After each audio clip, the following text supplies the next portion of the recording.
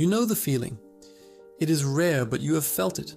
Maybe you were playing a sport or coding late at night or writing a paper. Suddenly, the world disappeared. Your sense of self vanished. Time distorted. 5 hours felt like 5 minutes. You were not thinking about what to do. You were just doing it. Every action flowed perfectly into the next. You felt superhuman. Psychologists call this flow. Athletes call it the zone. According to a 10-year study by McKinsey, executives in flow are up to 500% more productive than in their normal state. That means you could do on a Tuesday what usually takes you the entire week. Most people think flow is random. They think it is a lightning strike of inspiration that you just have to wait for. They are wrong. Flow is not magic. Flow is a biological mechanism. It is a specific cocktail of neurochemistry that can be engineered, triggered, and stacked on demand. The problem is that you are trying to enter flow backwards. You sit down and expect to feel good immediately. When you feel resistance, you quit. You don't understand the cycle. Flow is not a switch, it is a 4-part cycle. If you try to skip the first 2 steps, you will never reach the third.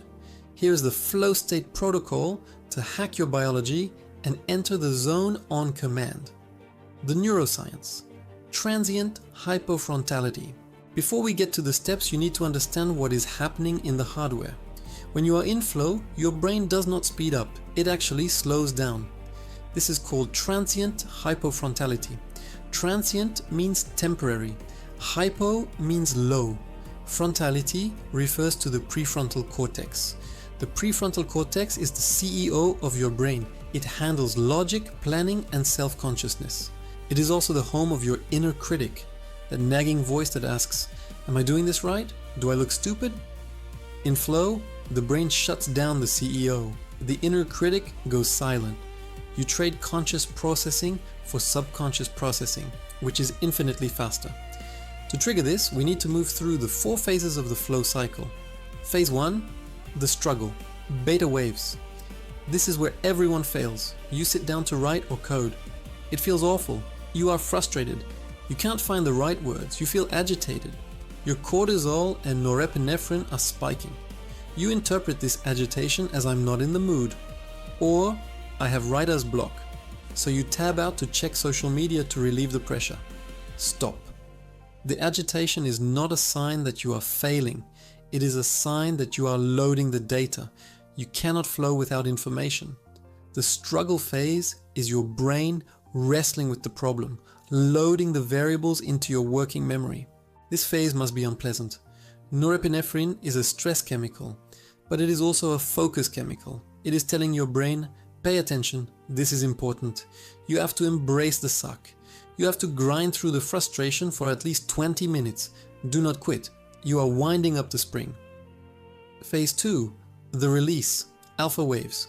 You have struggled for 30 or 45 minutes. You are stuck. The tension is high. Now, you need to take your foot off the gas. This is the release. You must completely detach from the problem for 10 to 15 minutes. Do not switch to your phone. That is new information, input. You need no input. Go for a walk, do the dishes, take a shower, stare at a wall.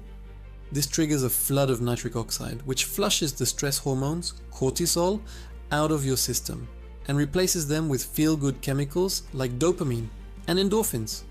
It shifts your brainwaves from beta, alert, stress, to alpha, relaxed, daydreaming. This is why you always get your best ideas in the shower. You struggled with the problem all day, then you released, and the bridge to the subconscious opened up. If you skip the release, if you just keep grinding your teeth, you will burn out. You need the pause to trigger the drop. Phase 3, the flow, theta, gamma waves. You come back to the desk after your walk. Suddenly it clicks. The solution appears. The sentences start writing themselves. The dopamine, pattern recognition, and anandamide, lateral thinking, flood your brain. The prefrontal cortex deactivates. You are in the zone. Rule: do not stop. In this state, you are fragile. A single interruption, a text message, a knock on the door, a notification can snap you back into beta waves. It takes 20 minutes to get back into flow once you are knocked out. You need a fortress of solitude, phone in the other room, door locked, noise-cancelling headphones. Ride the wave until it crashes. This might last 90 minutes or 3 hours. Wring every drop of productivity out of it. Phase 4. The recovery. Delta waves. Eventually the flow will end. You will feel drained. This is not regular tiredness. This is a neurochemical hangover. You have depleted your store of dopamine and endorphins. You must prioritize active recovery. Eat nutrient-dense food. Sleep. Get sunlight. Do not try to force another flow block immediately. It is biologically impossible. You need to replenish the well. If you don't recover, you will wake up tomorrow feeling depressed and unmotivated. This is the price of peak performance. Pay it willingly. The 4% rule, the challenge skill ratio. Now, how do you ensure the flow triggers? The most important variable is the challenge skill balance. If a task is too easy, you get bored, apathy. If a task is too hard, you get stressed, anxiety. Flow exists in a narrow channel between boredom and anxiety. Research suggests the sweet spot is when the challenge is roughly 4% harder than your current skill level. You need to be stretching, but not snapping. If you are bored, increase the complexity. Set a tighter deadline. Do it without using the mouse. Raise the stakes. If you are anxious, break the task down. Lower the complexity. Ask for help. You must constantly tune the dial to stay in that Goldilocks zone of 4%, the rich environment trigger. Your brain enters flow when it perceives high consequences or high novelty.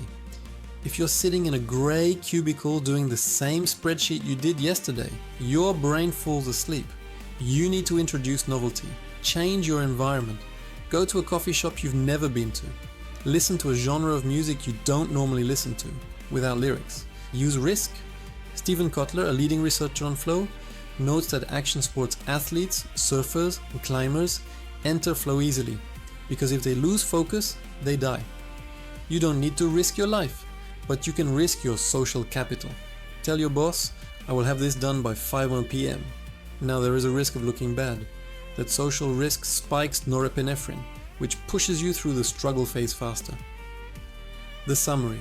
Flow is not an accident. It is a sequence.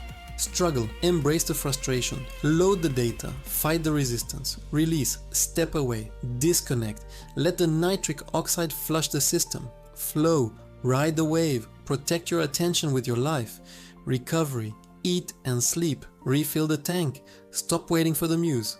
The muse is a myth, the biology is real, push through the struggle, trigger the release, and unlock the code to the operating system. If you are ready to stop operating at 10% capacity and start accessing the full stack of your cognitive potential, subscribe to BrainOS. The zone is waiting.